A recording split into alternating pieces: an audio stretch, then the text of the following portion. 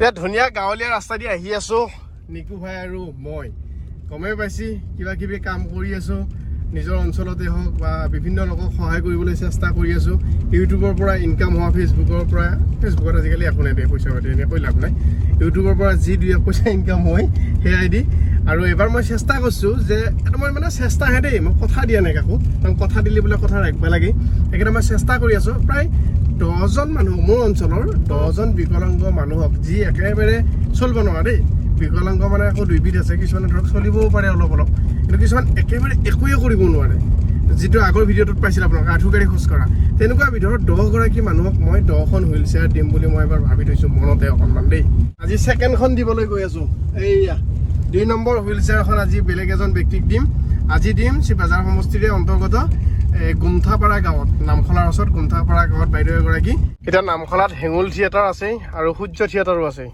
দুখন কোনখন চাবা আহিবি হেঙুল আহিবি নে সূৰ্য আহিবি দুখনে আছে দুখনতো আপোন মানুহবিলাক আছে চাম আহি এতিয়া নামখলা চকৰ পে আমি এইফালে গুমথা ৰাস্তাটোত সোমাই আহিছোঁ এইফালে ৰাস্তা কিন্তু কেতিয়াবা হ'ব লগা ৰাস্তা হোৱা নাই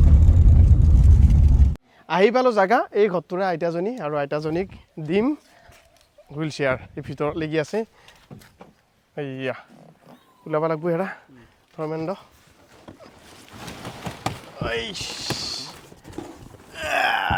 বঢ়িয়া ধৰ্মেন্দ্ৰই মোক খবৰ কৰিছিল যে এনেকুৱা মানুহ এগৰাকী আমাৰ গাঁৱত আছে বুলি মই আহিলোঁ অহাৰ লগে লগে কৈছে আৰু বাকীখিনি এতিয়া দিম যায় আৰু বাছ বঢ়িয়া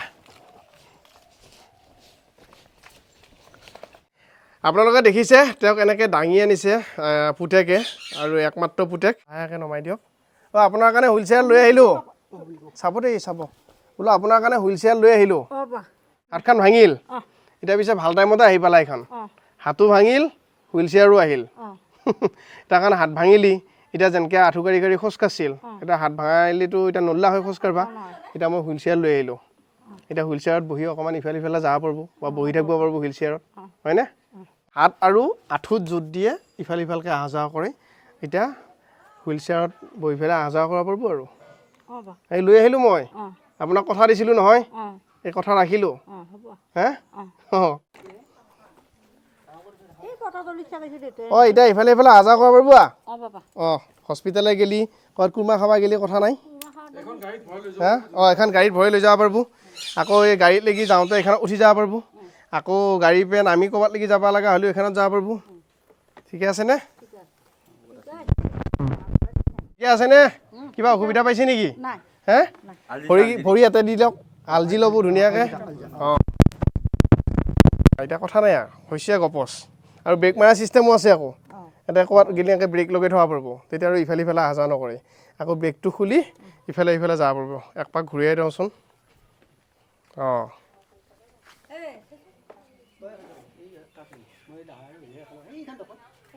বঢ়িয়া ঠিকে আছে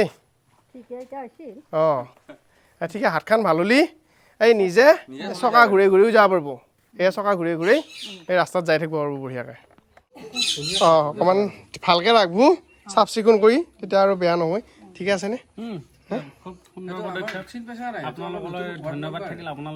থেংক ইউ ধৰ খুব দুখীয়া পৰিয়ালৰ এজন আমাৰ আইতা তেওঁ ইমান দিনে এই এনেকৈ আঁঠু গাড়ী ফুৰিছিল বুলি গম পাই আমাৰ বহুত বেয়া লাগি দুখ লাগি আছিল এতিয়া আপোনাৰ ধৰ কৃপাত বা আশীৰ্বাদত ইমানখিনি তেওঁ সুবিধা হৈছে এতিয়া য'তে হ'লেও যাব পাৰিব থেংক ইউ ভাল লাগিল বাৰু অহাৰ কাৰণেও ধন্যবাদ তথাপিতো আপোনাক ধন্যবাদ জনোৱাৰ কৰোঁ হয় আপুনি যি বিকলাংগ বা যি ছাত্ৰ ছাত্ৰীসকলক সহায় কৰি আহি আছে তাৰ কাৰণে আপোনাক মোৰ ফালৰ পৰা যাতে ভগৱানে ভালে ভালে ৰাখক দীৰ্ঘায়ু কামনা কৰিছোঁ থেংক ইউ আৰু ইফালে বঢ়িয়াকৈ বাইদেউ তামোল কাটি আছে আপোনাক খাওঁনে ঠিক আছে তামোলো কাটিছে বঢ়িয়াকৈ এতিয়া ঠিকে আছে আপোনালোকে চোৱা চিতা কৰি থাকিব লাগিব অলপ ক'ত ইফালে ইফালে আনা নি হ'লে অলপ ঠেলা ঠেলি কৰি দিলেই হ'ল তামোলটো লাগে আৰু অলপ তামোল ধৰা জেগা আছে দে পিছফালে বেগ এটা দিছে তামোল ধৰা পাৰিব হাতত এক বাল্টিং কাপোৰ ধুই লৈ আহিলোঁ তাৰমানে এতিয়া মেলি দিওঁ আৰু আমাৰ ঘৰত এটাই ভাল এতিয়া চবেই নিজৰ নিজৰ কাপোৰ নিজে নিজে ধুই, এওঁৰ কাপোৰ এওঁ ধুই, মাৰ কাপোৰ মায়ে ধুই, দেউতাৰ কাপোৰ দেউতা, মোৰ কাপোৰ মোৰ। কাৰোবাৰ কিবা কেতিয়াবা অসুবিধা হ'লে বেলেগ কথা, কাৰোবাৰ গা বেয়া আছে তেতিয়া ধুই দিয়া যায়, কিন্তু এনেই আমাৰ কোনোৱে কাৰোলৈকে ৰখি নাখায়, নিজৰ কাপোৰ নিজে নিজে ধোৱা যায়। এটা সুন্দৰ মাখি উচ্চাই দেউতাই মুখ ধুলা, মায়ে গাখীৰ গৰম কৰিছে, লুচি দেখোন। আৰু এইয়া কালি আনা বাঙি, একদম মজা লাগিব বাঙিয়ে গৰম গাখীৰে খাই। অলপ গুড় আছে নে? গুড় আছে, অ'কে মই আহি আছোঁ। আৰু ইফালে আমাৰ ছাৰৰ মালিচ চলি আছে।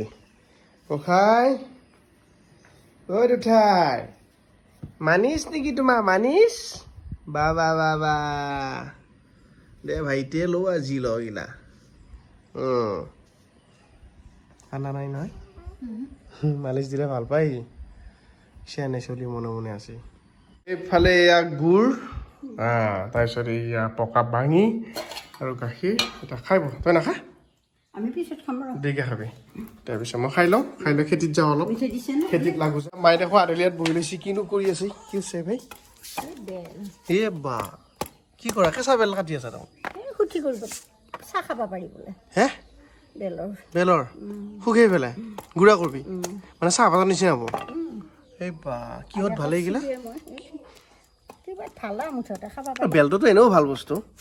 আচ্ছা, তাৰমানে এইটো কেঁচা বেল, একদম অপৈণত, মানে আপেণ্টিয়া বুলি কওঁ আমি। আপেণ্টিয়া বেলটো এনেকৈ কাটি শুকাব, শুকাই উঠি গুড়া খুন্দিবি নে? বাকেলিয়ে চকেলিয়ে নে? বাকেলিয়ে চাকেলিয়ে গুড়া কৰিব, কৰি উঠি এই উতলা পানীত দি দিব, চাহপাতৰ নিচিনা কাম কৰিব। বেলৰ চাহ যেনেকৈ আমাৰ জিৰা চাহ খোৱা যায়, এনেকৈ বেলৰ চাহ। আছোঁ বাৰু, কিবা লাগি থাক নেকি? মানুহ এনেই থাকিব নালাগে, কিবা লাগি থাকিব লাগে। এটা শ'ল মাছ লৈ আহিছোঁ, এটা শ'ল মাছ আৰু মোৱা। তাৰপিছত তই আনলি কি? পচলা আঠিয়া কলৰ নে? বাছ। তাৰপিছত লৈ আহিছোঁ এখন জবকা। খেতিত লাগে না এইগিলা বস্তু? খেতি কৰিলি নহ'বতো, যোগাৰ মেইন। খেতি হওক নহওক পিছৰ কথা, যোগাৰ আনি লৈছোঁ জবকা, এখন বিয়াত লগা বস্তু। তাৰপিছত ইফালে আৰু কিবা কিবি আনিছোঁ চব্জি। কেতিয়াবা যদি ৰাইজৰ মাজত, কেতিয়াবা আকৌ খেতি পথাৰত এনেকৈ লাগি থাকিব লাগে। কি কি বস্তু ৰুইছিলোঁ আৰু মোটামুটি ভাল ভাল হৈ আহিছে। এইটো চাওক না, এইটো পূৰা নিগ্ৰো হ'ল, কি দীঘল, এইটো বঢ়িয়া, খাবা ধুনীয়া এইটো। তাৰপিছত এইফালে এইটো পানীলাওৰ পুলি ধুনীয়া হৈ আহিছে, এইফালে এইটো পানীলাও পুলি ধুনীয়া হৈ আহিছে, দেখিছেনে? আৰু যে মই ভেন্দি ৰুইছিলোঁ, একদম ভেন্দি এটা পুলিও মৰা নাই ভেন্দিৰ, ধুনীয়া হৈছে একদম। দুটা পাতকৈ ৰুইছিলোঁ, এতিয়া 4-5টামান পাত হ'ল, নতুন নতুন পাত আহিছে।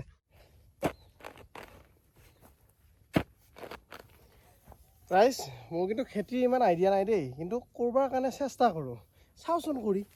যদি এনেকৈ হৈ যায়, কিন্তু ডাঙৰ খেতিয়ক বনি যাম। চব বস্তু কৰি চাব লাগে, তেতিয়াহে গম পায়। আমি যদি নকৰি পেলাই ঘৰতে বহি অমুক নহ'ব নেকি, তমুক নহ'ব নেকি বুলি যদি মাথা মাৰি থাকোঁ, এইটোতো কাম নহ'ব। এতিয়া কোৰাল মাৰা বৰ বেছি অভ্যাস নাই, ভাগাল লাগে, তথাপিও অলপ অলপকৈ হ'লেও মাৰি আছোঁ। এনেই বহি থাকিব নালাগে, বাকী একো লাভ নহ'লেও ঘামখিনিতো ওলাইছি, সেইখিনিয়ে লাভ। ক'লা কচু কাটি আনিলে যায়, বৰাই খাৱাটো নে নাখাৱাটো? এইটো কাটি ক'লা কৈছোঁ মানুহে খাৱা, এইটো বৰাই নাখায় নেকি? বৰাই খায়, এইটো বৰাই ভাল পাব, কোমল কোমল খুলি ভালহে, পাতটো খাব পৰা যাবতো? পাতটো খাব নোৱাৰি, হে টান হ'ল নে? এই কোমলটো ভালা, একে পাতে চাতে বইল কৰি টেঙা অলপ চেপি দি দিব লাগে। এতিয়া এইটো লাইন ভেন্দি হ'ল, তাৰপিছত এইটো লাইনো হ'ল, আকৌ এটা নতুনকৈ আজি ভেন্দি লাইন দিলোঁ।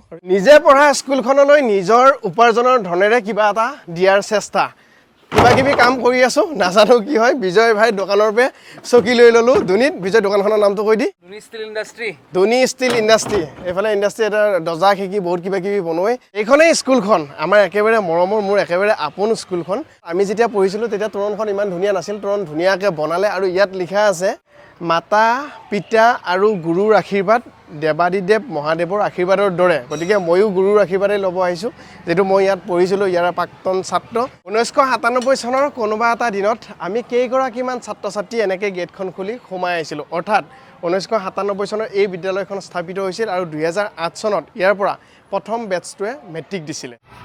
এয়া মোক হেল্প কৰি আছে কৈলাশ ভাই, আজি নিকু নাই। আমি যেতিয়া পঢ়িছিলোঁ, ইয়াত আহিছিলোঁ, পৰিৱেশ এনেকুৱা নাছিল, বৰ বেলেগ। মানে ইয়াত বোকা হৈ থাকে, তাৰপিছত এইফালে সৰু অকল বিল্ডিং এটা আছিল ইয়াত, আৰু তলজাৰ ঘৰ আছিল। এতিয়াতো বৰ বেলেগ হৈ গ'ল পৰিৱেশটো, গছ গছনি বহুত হ'ল, ধুনীয়া হ'ল। এইফালে সৰস্বতী মূৰ্তি হ'ল, ভাল লাগিছে।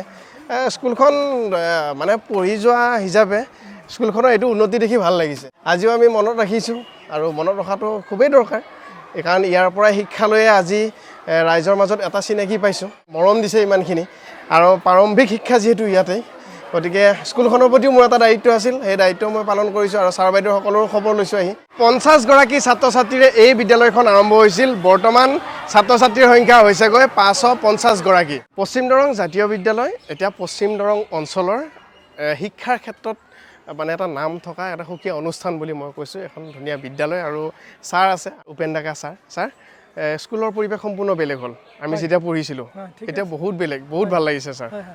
ঠিক আছে, আমাৰো ভাল লাগিছে। তুমি এতিয়া প্ৰথম বেটছৰ ল'ৰা হিচাপে তুমি যে আমাক মনত ৰাখিছা, আজি এটা তুমি প্ৰেজেণ্ট লৈ আহিছা 15খন চকী, সেইটো আমাৰ কাৰণে বহুত ডাঙৰ কথা। আৰু আমি এইদৰে ভাবোঁ যে আমাৰ যিখিনি প্ৰাক্তন ছাত্ৰ ছাত্ৰী যি প্ৰতিষ্ঠিত হৈছে সেইখিনি আমাৰ বিদ্যালয়খনক অকণমান এনেকৈ মৰম কৰিলে ভাল লাগিব। আৰু আমি এতিয়া আমাৰ ৰূপালী জয়ন্তী কাৰ্যসূচী চলি আছে, গতিকে আমাৰ সকলোকে ইয়াৰ জৰিয়তে আমি মেছেজ দিছোঁ, আমি যিকোনো সময়ত আমাৰ সামৰণি অনুষ্ঠানটো আমি অনুষ্ঠিত কৰিম। তাৰ কাৰণে সকলো প্ৰাক্তন বা চলিত যিবিলাক ছাত্ৰ ছাত্ৰী আছে সকলোৱে যাতে আমাক সহায় কৰিব বুলি আমি আশা ৰাখিছোঁ। আৰু আমাৰ নিলোৎপল চলিহা যে আমাক শিপাডাল পাহৰা নাই, শিপাডাল কিন্তু পাহৰিব নালাগে কোনোৱে, কাৰণ এনেকৈ আমাৰ কেইবাগৰাকী প্ৰতিষ্ঠিত আছে, যেনে জ্ঞানদীপ চহৰীয়া আজি ডাক্তৰ হৈ ওলালগৈ, জ্ঞানদীপ চহৰীয়া কোনোদিন শিপাডাল পাহৰা নাই। ঠিক অনুৰূপ আজি আমাৰ নিলোৎপল চলিহাইও শিপাডাল পাহৰা নাই বুলি এটা প্ৰমাণ কৰি দেখিবলৈ যে আমাক খবৰ লৈ থাকে। আৰু আজি হঠাতে এটা প্ৰেজেণ্ট লৈ আহিছে যে 15খন মানে চকী আমাৰ বিদ্যালয়ত অৰ্পণ কৰিছে, আমি এইটো ভাল লাগিছে।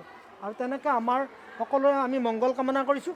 আৰু এই বিদ্যালয়ৰ জৰিয়তে যাতে আমাৰ সম্পদ গঢ়িব দেখাৰ সেৱা কৰাৰ কাৰণে, যেনেকৈ আজি নিলোৎপল চলিহা এটা মানে প্ৰতিষ্ঠিত ইউটিউবাৰ হৈছে, সেই তেনেকৈ আমাৰ দেশৰ সম্পদবিলাক গঢ়ি উঠিব লাগে, পাৰিব বুলি মই আশা কৰিছোঁ আৰু পাৰিব বুলি আৰু ভগৱানৰ ওচৰত আমি আশীৰ্বাদ কামনা কৰিছোঁ। ধন্যবাদ ছাৰ। আৰু ময়ো কওঁ যে যিসকল প্ৰাক্তন ছাত্ৰ ছাত্ৰী আছে, কোনোবাই চাকৰি কৰি আছে, কোনোবা বাহিৰত আছে, তেওঁলোকে যেতিয়া ঘৰলৈকে আহিব তেতিয়া বিদ্যালয়লৈকে আহক, কিবা এটা সামগ্ৰী লৈ আহক, কাৰণ যিহেতু ব্যক্তিগত এটা অনুষ্ঠান, এখন ব্যক্তিগত স্কুল, সকলোৱে কিবা কিবি অকণমান দিলেহে স্কুলখন আগবাঢ়ি যাব পাৰিব। আগতকৈ যথেষ্ট হ'ল। মই কৈছিলোঁ যে তৰ্জাৰ বেৰত আমি পঢ়িছিলোঁ, এতিয়া পকাৰ ৱাল হ'ল, পকাৰ বেৰ হ'ল, ফেন হ'ল, চকী টেবুল হ'ল, ধুনীয়া হ'ল। গতিকে আৰু হওক সেয়া কামনা কৰিছোঁ, আৰু আমাৰ ফালৰ পৰা যিমান যি পাৰোঁ আমি অনাগত দিনতো সহায় সহযোগিতা আগবঢ়াই যাম। ধন্যবাদ ছাৰ। ধন্যবাদ ছাৰ।